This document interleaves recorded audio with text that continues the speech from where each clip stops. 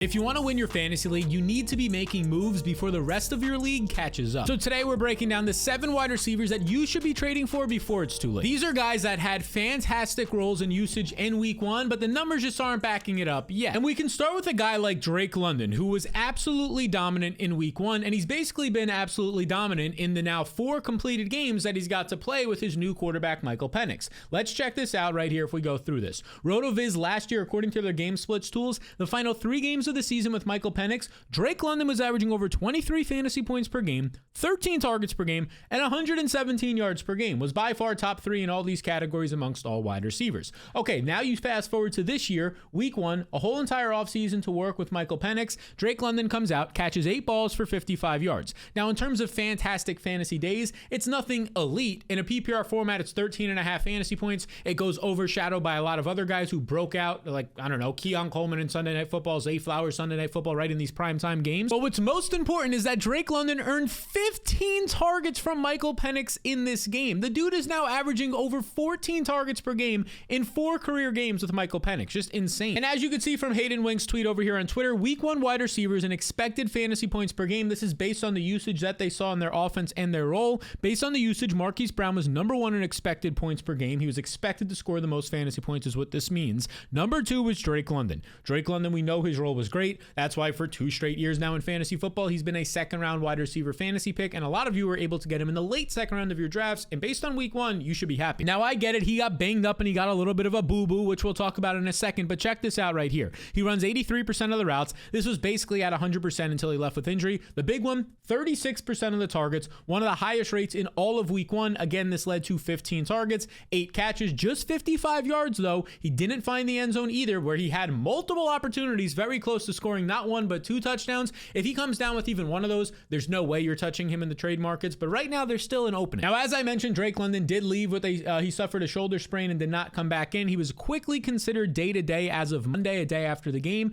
and then we did get some more reports recently, right? So Drake London, according to Deepak Chona over on Twitter, he says, reported day-to-day with an AC sprain. Suggests it's mild severity, average 1 to 2 weeks is what it takes to recover from, and he leads toward London playing in week 1. We also got news on Wednesday to start the week, the practice window for players playing on Sunday. Well, Drake London is out there, so is Darnell Mooney, so it looks like the Falcons receivers, at least to start the week, are going to be playing in week 2. Again, just keep a track of those practice reports. But maybe the fact that he could come into this game questionable, maybe he only gets a limited participation in one of those games, it could lead to some uncertainty for the person in your league who has Drake London, maybe some fear, and maybe you can get him for a cheaper price than you normally would. Again, just a reminder, the Falcons threw 40 plus times in week 1. It was a very offensively heavy game, and Drake London played 67 snaps. Now, of course, he left early, but he played the first 67 of 68 snaps. The guy came off the field for 1 snap in a game where he played 67 snaps is absolutely insane. It shows you his stamina, his ability to go out there for every single play. Once again, getting put in motion, getting put in the slot. This is a player who will continue to see double-digit targets, probably maybe on a weekly basis at this point. So now if I pull up the fantasy calculator trade database, these are trades that are happening literally right now. As I record this, these are trades that have been happening. Drake London for Ashton Jeanty straight up. I mean, okay, whatever. They're both like second-round picks in a lot of fantasy drafts.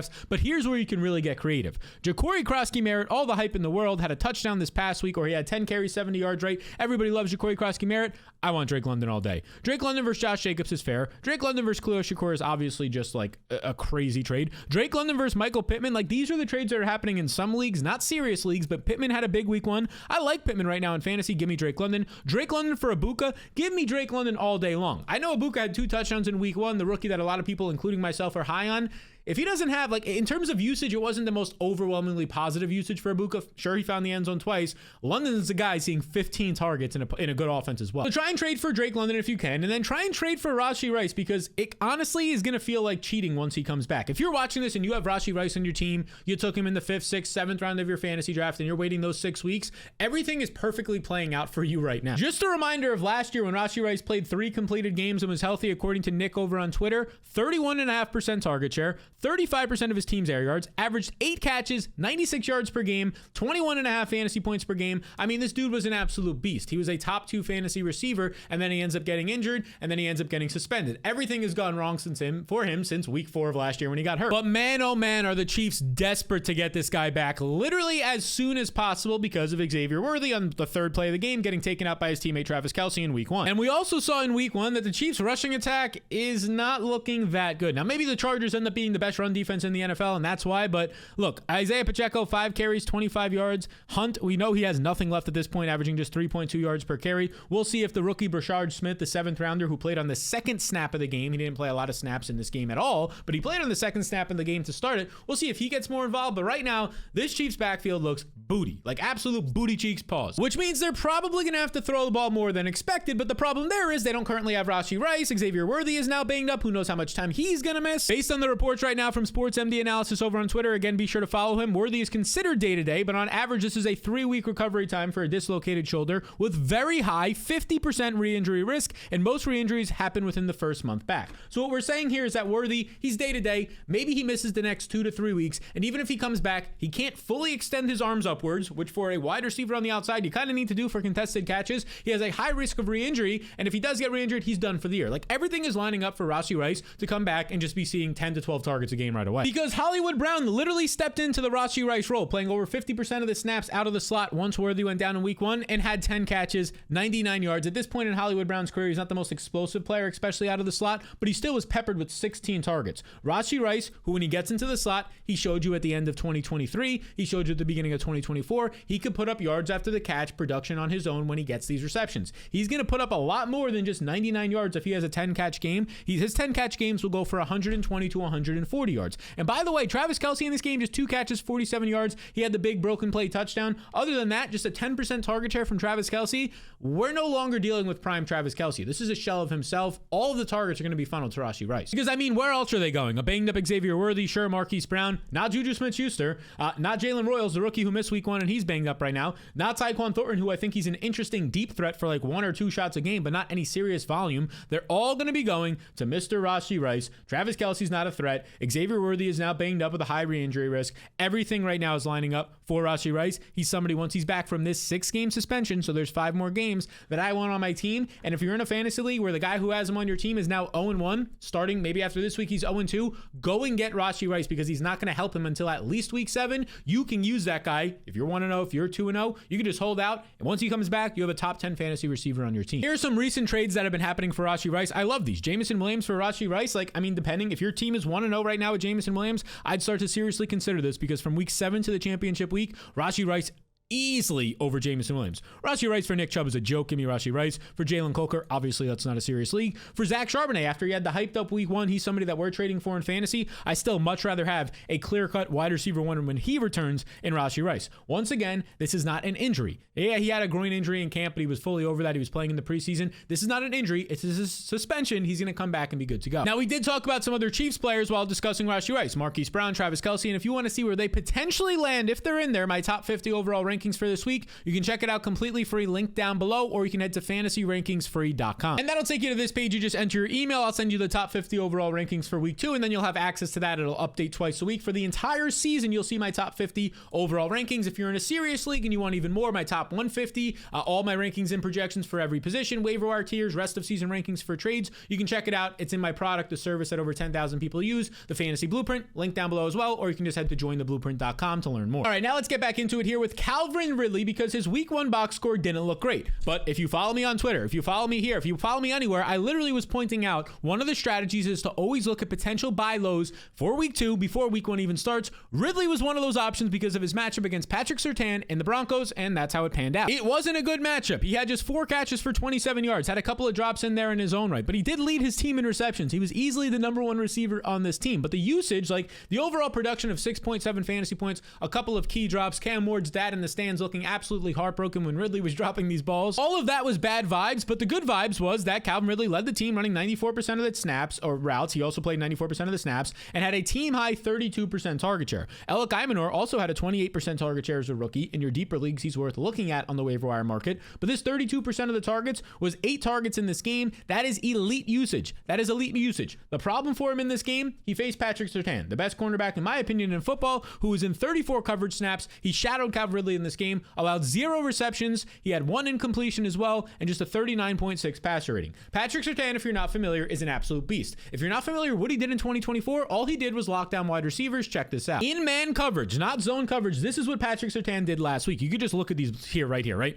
Week 1, 39 yards against DK Metcalf. 2, 16, 8, 22, 24. Let's look at the most yards he gave up in a game. Oh, against the Cincinnati Bengals when he's facing T. Higgins and Jamar Chase, he only gave up 45 yards in coverage. The second most was 35 yards in coverage. So yes, the matchup against week 1 for Calvin Ridley was not great. He wasn't on him for every single snap, but he was actually on him for a lot of them, and that's why Ridley struggled. And that's also why the quarterback Cam Ward struggled, because not only was Patrick Surtain out there taking away, in my opinion, his only viable wide receiver option. I'm not trusting a 7th round rookie Alec Imanor or a 32-year-old Tyler Lockett these days. Cam Ward had nobody else to go to. He was also facing a top 10, probably top 5 pass rush in the Denver Broncos and a solid defense all around. That's a terrible place to be making your first NFL start, which is why Cam Ward only completed 12 of 28 passes. Now, if you actually watch the film, it was a little bit better than this. There were like 4 to 6 drops in this game for Cam Ward and his wide receivers as well. But at the end of the day, just 112 yards for 4 yards per attempt. This is going to happen when you're facing a good defense in your first ever game. But the good thing is that things are going to get better here for Calvin Ridley, because as we mentioned, look at this competition. 32-year-old Tyler Lockett, a rookie in Alec Imanor, who I don't think was that great of a prospect in my opinion. Chika Konku, the tight end, who I was hoping to have some high hopes for. Week 1, it didn't look good for him. Also had a key drop as well. It's Calvin Ridley and nobody else. In the toughest possible matchup, where his quarterback is only throwing 28 times, he still earns 8 targets. Ridley moving forward should be a threat to see 10 plus targets a game. I mean, after all, this guy does earn targets. Last year, he played every game 120 targets. The year before that, he played every single game. He had 136 targets. He knows how to get open. He's the only option right now. He's going to move into the slot and out wide.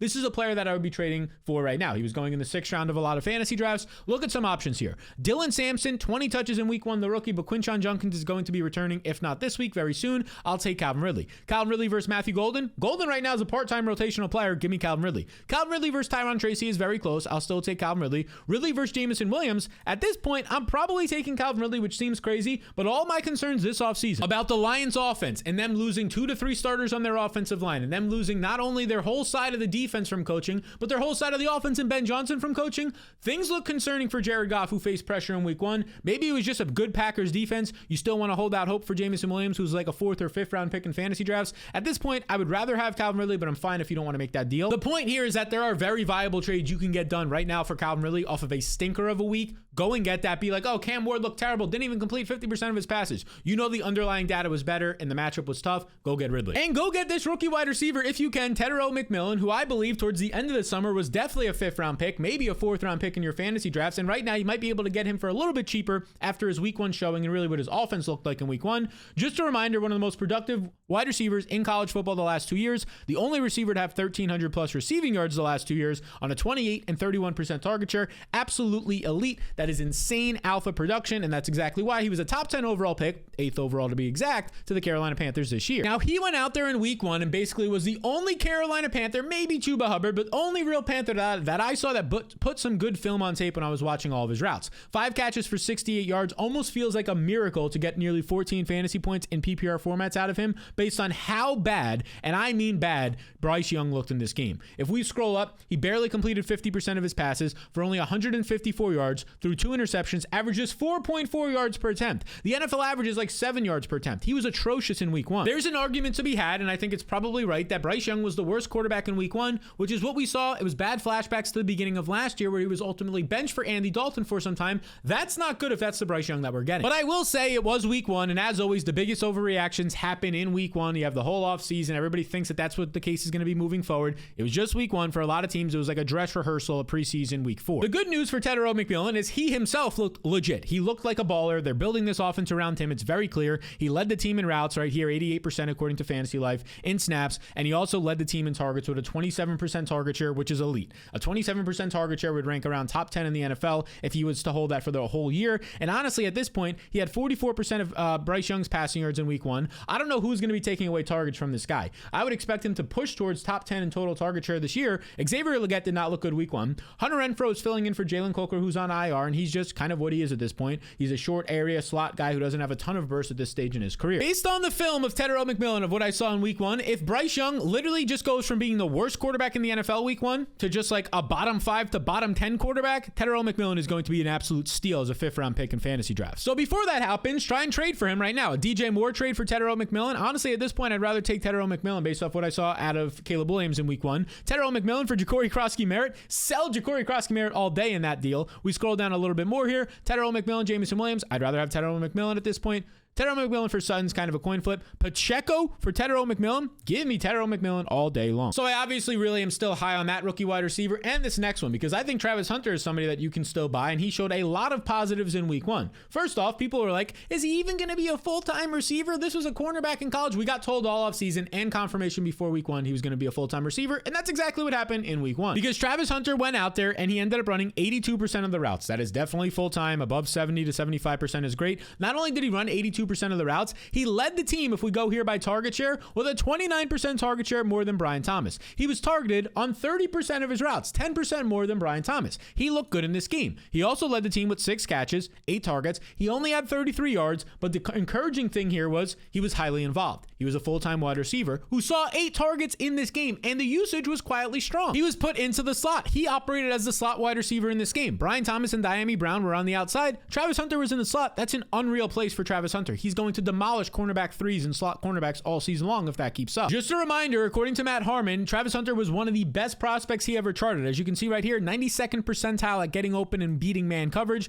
97th percentile, top 3% amongst all the players he ever charted wide receivers against zone, 97th percentile against press coverage. An absolute elite monster who in week 1 was Liam Cohn's slot wide receiver. And look at the slot wide receiver history for Liam Cohn right here according to Fantasy Points on Twitter. Let's pull it up. Wan'Dale Robinson averaged 102 yards per game in 2021 in college with Kentucky with Liam Cohn. 2022, Cooper Kupp had 11.4 fantasy points per game from just the slot, not 11.5 fantasy points per game in total, just from his snaps out of the slot. Okay, let's move forward to 2024 when Chris Godwin was having 14.3 fantasy points per game from the slot, was the wide receiver 2 in fantasy overall before getting injured. And now you're telling me in 2025, a younger, more explosive version of Cooper Kupp and Chris Godwin, these guys that Liam Cohn had in the slot before, is going to be playing that role? Very soon, if you keep getting 6 catches and 8 targets out of Travis Hunter, he's going to pop off. And by the way, in this game, the Jaguars didn't even have to throw that much. The Panthers weren't doing anything on offense. They were leading by 1 to 2 scores the whole game. Moving forward, they'll probably have to be in games where they throw 35 to 40 plus times. This dude was one of the most elite prospects when it came to man, zone, press coverage, like we showed you with Matt Harmon's reception perception. And now he's going to be in an offense where Brian Thomas is taking up a lot of the defensive attention on the outside,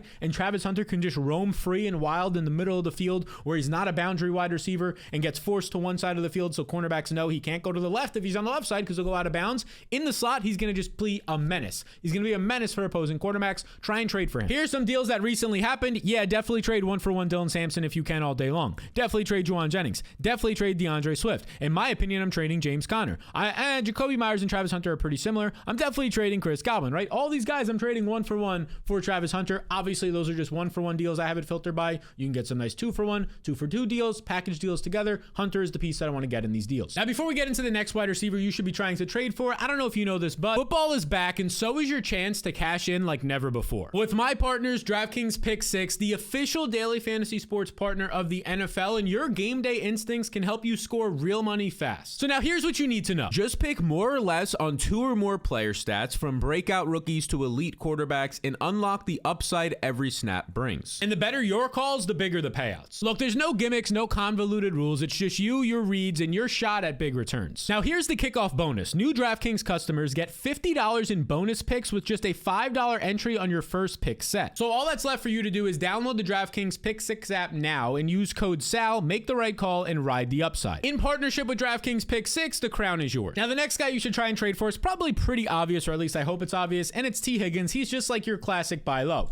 The Bengals offense looked atrocious, looked terrible, looked somehow the worst it's ever looked, and every year it looks bad, in week 1 against against the Browns. Oh, how bad did it look? You didn't watch the game. You're not a fan. You were just looking at the box scores. Joe Burrow only had 113 passing yards. The dude had 113 passing yards, only threw the ball 23 times in this game. They were inefficient. He was getting sacked 3 times in this game, pressured often. They just could not pick up first downs, and that led to a very bad day for everybody at the offense. T. Higgins still somehow led the team in overall receiving yards with a very underwhelming, if I told you, oh, he led the team in receiving yards, you're like, oh, Jamar Chase must have played well. He probably had 100 yards. A very underwhelming 33 yards. Jamar Chase, only 2 catches for 26 yards. This is obviously not going to continue. It was a very bad week 1, which we've become accustomed to at this point with the Cincinnati Bengals. I mean, they're literally now 1-12 over the last 7 years in the first 2 weeks of the season. Not all of those years were they under their new coach, or their current coach, I should say, Zach Taylor, but the guy just can't start the season with wins and playing well. At least they won this game is what we should say. The point being is they always start slow, but don't let recency bias. It's one of the most powerful biases you will ever see. Recency bias, especially since it's the only game this year, do not let it overshadow how good T. Higgins is when he's healthy, just like he was the final 10 games of last year, where he averaged over 20 fantasy points per game, 9.5 targets per game, out-targeted Jamar Chase during this time, by the way, the final 10 games of the season, and he was a top 5 wide receiver, top 3 in some formats like PPR wide receiver in fantasy football. Don't let one stinker from week 1 make you forget that. There's a reason why he was a 2nd to 3rd round fantasy pick in drafts this year. And coming out of this game, as you can see right here, basically only 2 wide receivers were involved. Like, there's nothing changing with this offense. Jamar Chase, 23% of the targets. T. Higgins, 18% of the targets. Another wide receiver on this team did not see a single target. Tinsley, Andre Yoshivac, none of these guys saw a target. It was the backfield and the tight ends. The only wide receivers, once again, that are going to be involved here is T. Higgins. And when Joe Burrow starts to throw, like we showed you, more than 23 times in a game, and starts to get back to averaging 7 to 8 yards per attempt and not 5, as soon as this week, most likely, he'll be throwing 35 to 40 times. Everything's going to be fine for Jamar Chase and T. Higgins. You're probably not going to be able to buy Jamar Chase, the number 1 overall pick in a lot of drafts. T. Higgins, you can buy. In fact, you can buy him for some pretty fair price points. Again, your fantasy league, you might be like, no way, these trades are so, like, we're going to get people in the comments. They love doing it. They get so prideful, right? Put my glasses all the way up, right? Oh, there's no way these trades are going to get done in my league. My league is such a good league. These are real trades that we're showing you across all fantasy databases right now. Maybe in your league, you have to talk to your league mates and put a little bit more effort in, but Javonte Williams, off of a 2-touchdown performance in week 1, is being traded for T. Higgins. Travis Etienne, who had a monster game, and Tank Bigsby is going away, is the perfect sell high for a guy like T. Higgins, in my opinion. Zay Flowers is the perfect sell high for a guy like T. Higgins, who for the rest of the season, I'd rather have T. Higgins, who has been a wide receiver 1 as recent as last year, top 5 overall, off of Zay Flowers' career high receiving yard game. Which one do you think is going to remain? The guy who showed it to you for an entire year in a better offense in terms of passing attack, or the guy in Zay Flowers who's literally coming off of a career high, right? Go get T. Higgins. And also try and get Michael Pittman. Now, this is one of the players who actually had a very quality week 1, and the reason was he was healthy. And the last time we saw a healthy Michael Pittman in 2023, where he played 16 of 17 games, earned a very strong 156 targets, the guy went for over 1,150 yards. He went out there that season and was a top 15 fantasy receiver with 15.6 points per game. The problem in 2024 was he played with a strained, and some people have reported, a broken back, right? This he suffered in week 3, basically played through it for the rest of the season. He also played with Anthony Richardson for a lot of those games, who was absolutely atrocious, and Joe Flacco, who for the most part was pretty atrocious as well. But in week 1, Pittman was healthy. He had Daniel Jones, who actually looked quality out there with some time to throw, and Pittman had 6 catches, 80 yards, and a touchdown in this game. You look at the underlying usage, he had a team-high 28% target share. Josh Downs, who a lot of people expected to be the number 1 on this team, including myself, seems to still be banged up. He only ran 52% of the routes in this game, just a 10% target share. Normally, this might be a situation where people are like, oh, I want to sell high on Michael Pittman. It was just 1 week. It's a flash in the pan. I don't think so. I think the fact that Daniel Jones actually looked good in week 1, Shane Steichen is a coach that I trust, and this offensive line held up. Sure, maybe Miami's offense stunk and they got to play with a lead, but I think Daniel Jones gives this offense some life, and as I mentioned, Pittman is healthy right now. He wasn't healthy last year. The last 2 times we've seen Pittman healthy, he's been a top 24, borderline top 20 fantasy receiver each of those 2 years. So honestly, right now, I don't think Michael Pittman's a sell high. If he's on your fantasy team, he's somebody I'm holding right now, and if you can go out and get this guy, who I believe is probably, if he remains healthy, easily a top 30 receiver the rest of the season, maybe the upside if Daniel Jones actually looks good the rest of the year to be a top 20 receiver, I think Pittman's somebody that's worth trading for, not selling high on. Pittman for Waddle, that's pretty fair overall. Pittman for Harold, I'd rather have Waddle, by the way. Pittman for Harold Fannin, I'd rather have Pittman at this point. Michael Pittman and Chris Godwin for Montgomery, give me the Pittman side. Pittman for Justin Fields, depends on your quarterback situation, I prefer Pittman. Pittman for Judy is pretty fair overall. Like, there are deals that can get done right now. Being Pittman for Tyreek's just crazy, I would not be doing that. Pittman for Brian Robinson, yeah, give me Pittman at this point, right? Go get Michael Pittman if you can. Now, again, if you have him on your team, hold him. If you're trying to get him, don't overpay. Don't go out there and give up an Emeka, Buka, or a Mike Evans or somebody who's valued higher in my top 150 overall rankings in the Fantasy Blueprint. By the way, check it out. Limited spots available at jointheblueprint.com. But Pittman is a guy that I do want on my fantasy team for the right price. You might have to pay a little bit more since he had a good week 1, but I think that's going to continue when some people don't expect it to continue. So these are the 7 wide receivers I believe you should be trading for before week 2 begins, and maybe their value goes up even more, and then you're just going to have to pay more or they'll be untouchable. Now, if you want to see the 5 running backs that I believe you should also trade for, this version of the video just for running backs, that dropped yesterday. You can check it out right here. These are the guys that I'm targeting right now in trades. I've literally sent multiple trades. I've gotten one of the deals done as well as recent as last night in the movie theater with my cousin. I got the 5th player in this video, so you can check it out right here. I think it's going to help you a ton.